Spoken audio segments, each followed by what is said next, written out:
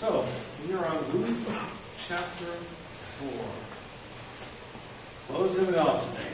So what I would like to do today, as we close this off, is to notice something that I think happens in Ruth and happens in our lives too. And happens over and over and over again. So in Ruth, we see a pattern. And I'm going to call it this. Oh, I'm sorry. Yeah, the children can go to children's church now. The baptism was the children's church. Thank you. Thank you very much.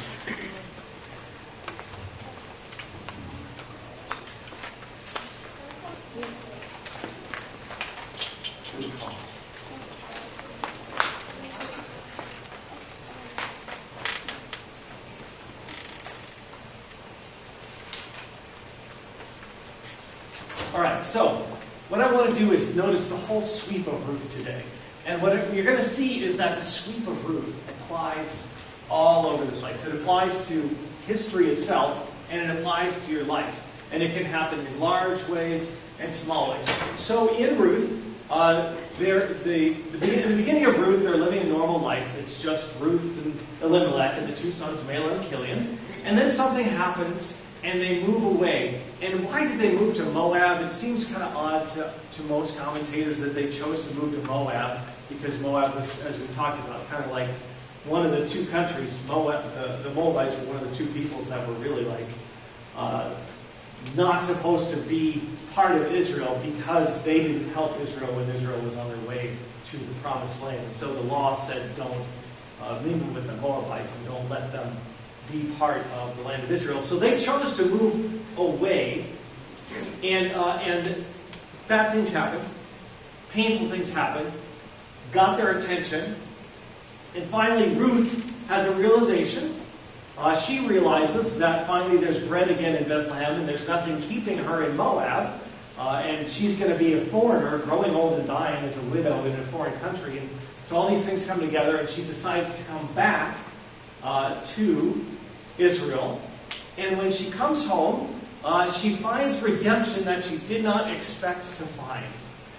She comes home, and when she gets back home, a series of unpredictable events happen that cause her life to turn out to be a lot better than she thought it was ever going to be again. If you remember, when she came back from Moab to Bethlehem, she told everybody, don't call me Naomi anymore. Call me Mara, because my life is, you remember what Mara means? Bitter, that's right. Just call me bitter. How's that for having a little pity party? Just call me bitter. That's my name now. That's my identification. So, but then she comes home, and in coming home, she finds redemption because of this whole thing with Ruth, right? So there's a moving away, and then something happens, and then there's a coming home, and there's redemption. And at the end of this thing, her life has been redeemed. The thing it's not that the thing that was bad is gone, but it has moved to a new place where joy is possible again. And it's different than the old normal, but it's a new normal that is post-redemption. So there's this moving away. Something happens to draw back, and then there's a redemption and a new normal that is allows for joy, even though it's different, and it doesn't take away the bad thing that already happened. And that's the pattern of Ruth. And when I was looking at that, I thought, that looks like a very familiar pattern. And then I thought of the nation of Israel, the whole nation of Israel, right? Abraham, Isaac, Jacob, and Joseph, they were all in the land of Israel. And then, you remember Joseph's brothers sold him into slavery, and he went through a bunch of stuff, and he became the prime minister of Egypt. And there was a famine in Bethlehem, and so the whole family had to go leave, and then they spent time away. And then 400 years later, there was another event that caused them to come back to Israel. And it wasn't the same as it was, because when they came back a nation. They left a family, a clan, and they came back a nation. They left as nomads, and they came back as an army ready to conquer their land. And so they went through this cycle of moving away, and then Moses is the one who brings the realization for them that it's time to go back, and then they come home. It's the same pattern we see in the prodigal son. You remember the prodigal son story where there's the one son who decides it's time to go. And this is not a good thing that he's decided time to go. That white line is supposed to sort of represent the way life is supposed to be. If you're trying to figure out what that white line is, that's like the line of goodness or something. I couldn't figure out exactly how to draw this out. But that's like essentially the line of how things are supposed to be. And the prodigal son moves away, and things get difficult, and then he has a realization that there's a realization that he can go home. There's a realization that redemption is possible. And so then he comes back home, and it's a new normal, it's different. He doesn't own anything anymore because it all belongs to the older brother, if you remember the story. But he does come home, and there's a party, and joy is possible for him again. This is, in fact, the sweep of history. The Garden of Eden was normal. That's the way we're created. We're created for life to be in balance and harmony, and people for be at peace with one another, and no war and violence and sorrow and pain. That was the normal. And then there was Adam and Eve, and there was a moving away, moving outside of God's will. They decided to do for themselves and decide for themselves instead of trust the will of the one who made them. And so they move away from God.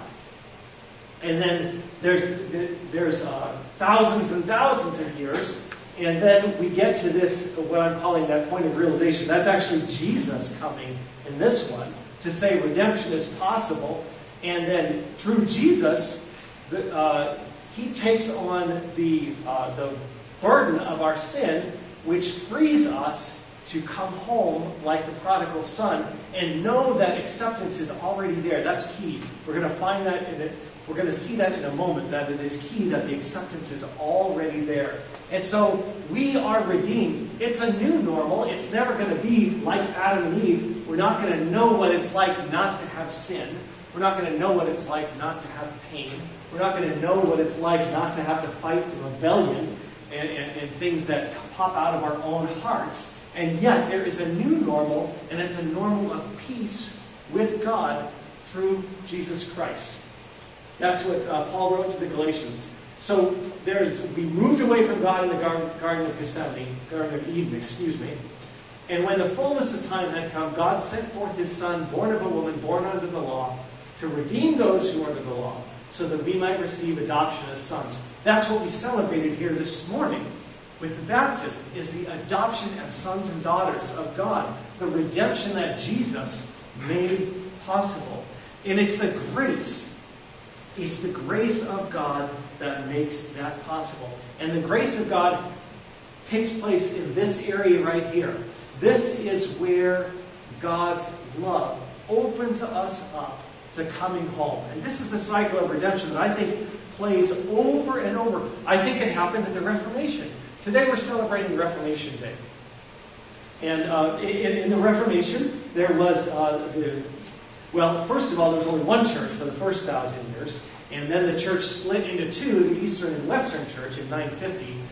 And then, so the Western Church was the Catholic Church up until people began to get rebellious. And on this particular day, in 1517, on October 31st, Martin Luther had gone through a series of events that altered the course of his life.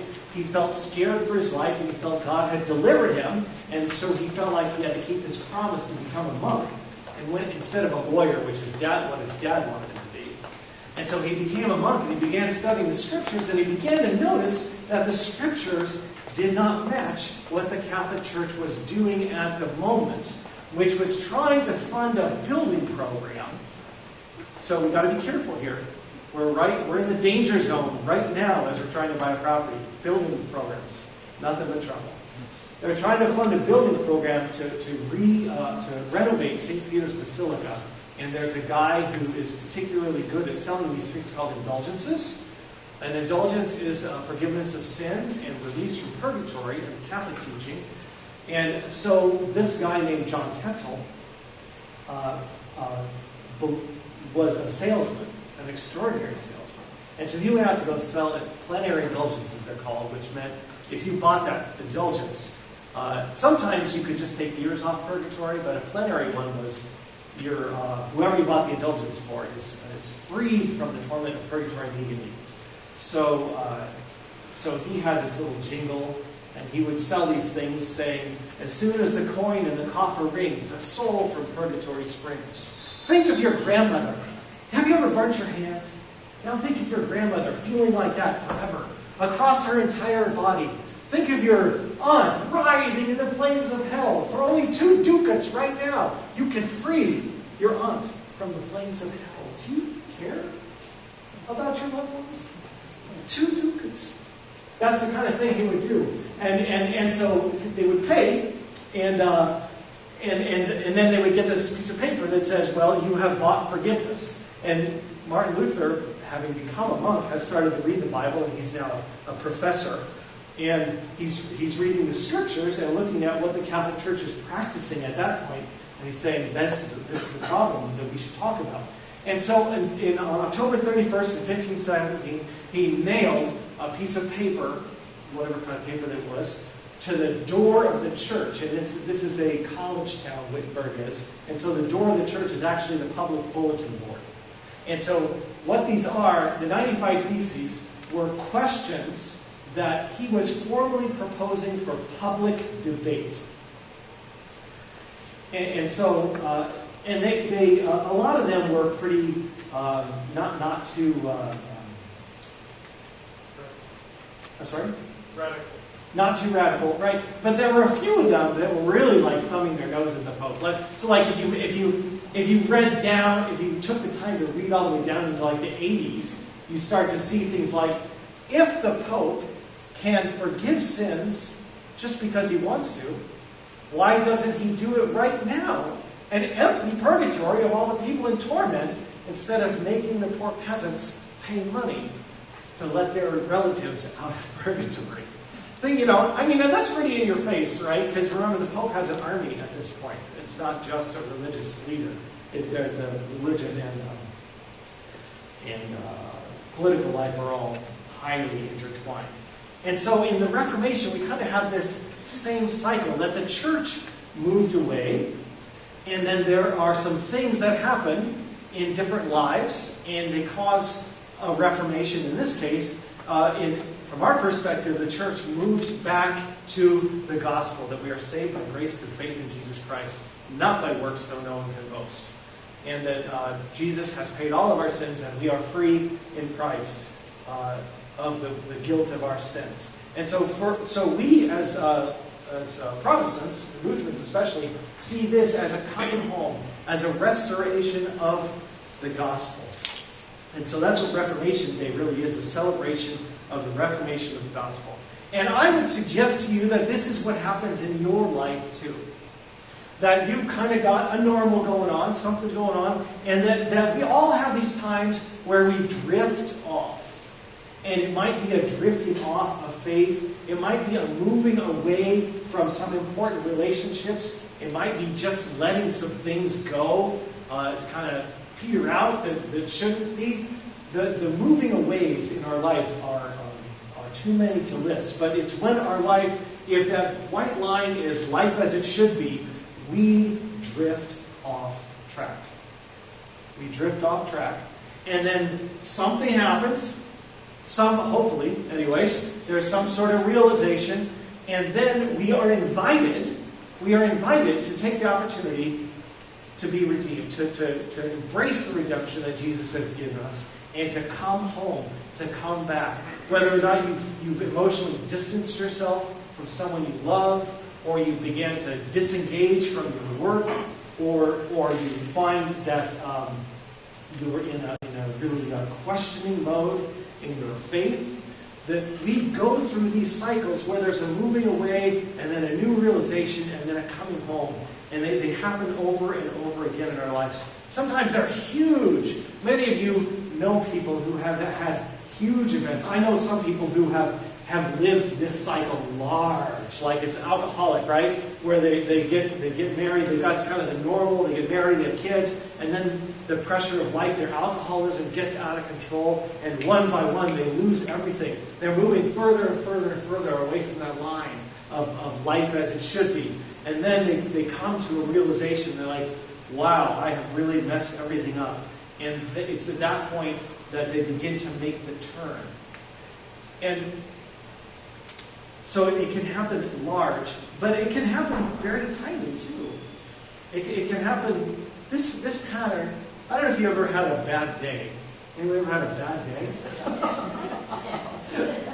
I think this pattern can happen in like 20 minutes too. You can be like, you just like, I don't know, I've definitely done this. I'm just kind of being a grouchy bear. And then all of a sudden like, I do not really want to treat my loved ones this way. And so there's a turning and a going back. So this happens all over the place. But what really is important is two things. The biggest thing is where that red circle is. Because it's grace that allows us to come back.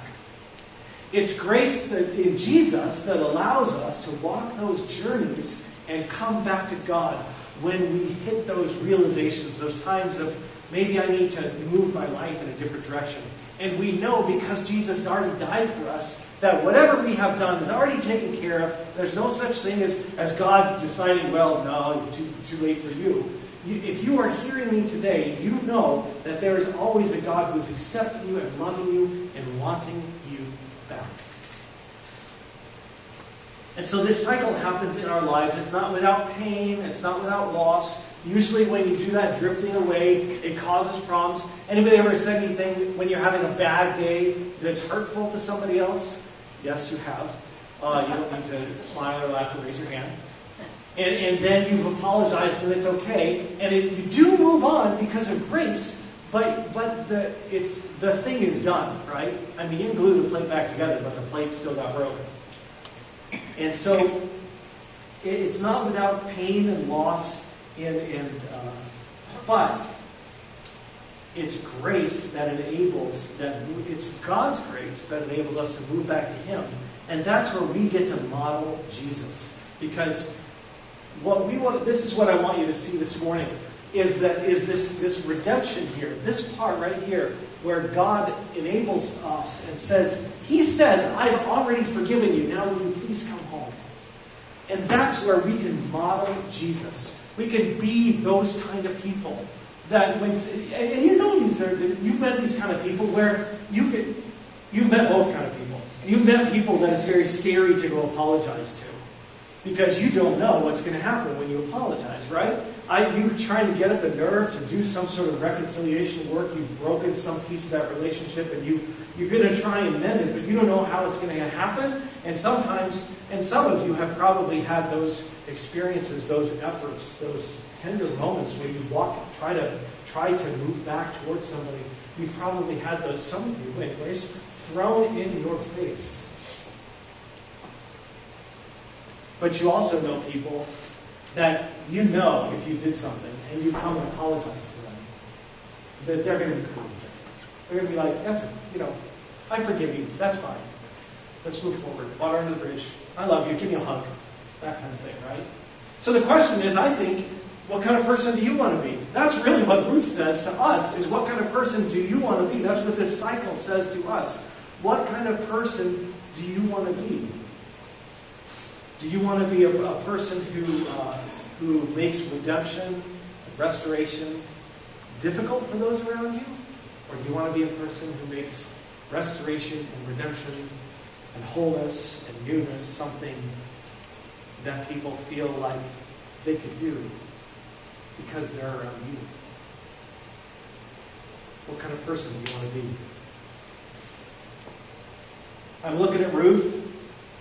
And I'm seeing that God willingly receives us back. when we come to those realizations. So I'm thinking of other people that we can be that kind of person like God is for us. But the third thing I'm thinking of is sometimes the hardest person to draw that to move home with can be ourselves. I'm not going to ask for a show of hands, but I bet I could estimate the percentage of hands that would go up if I said, how many of you have a harder time forgiving yourself than forgiving other people? So my question for you today is also, can you offer that redemption, that moving home to yourself? Paul says a crazy thing when he's writing. He's writing about other people judging him. He says, it doesn't bother me if other people judge me. Who are they to judge me? And then he says, I don't even judge myself. Can you imagine getting there? Can you imagine getting where he could say, I'm not going to judge myself? That sounds like peace. And that's the pattern that Ruth wants the book of Ruth wants to put forward. It's the same pattern that we see in the Reformation. It's the pattern that we see in the sweep of history, that Jesus died for us, so that not only could we not take it, not only could we be free from knowing we're free from God's judgment, which can free us from being overly weighted down by other people's judgment, but it even frees us from being judgmental on ourselves.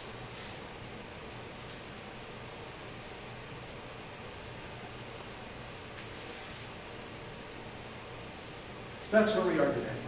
This is what we live in this all the time. Little waves, big waves. These waves keep happening in our lives. And where are you in the wave right now? Do you feel like you're kind of moving away? Are you at a point where you kind of feel like, wow, I really have something that I just need to get together. It's wrong. I need to undo it. I need to take care of it. I need to go talk to somebody, whatever that realization might be. Or are you kind of, has it happened to you recently? And maybe you're enjoying that new normal of having come home again. Where are you in this process? Because I think it happens over and over and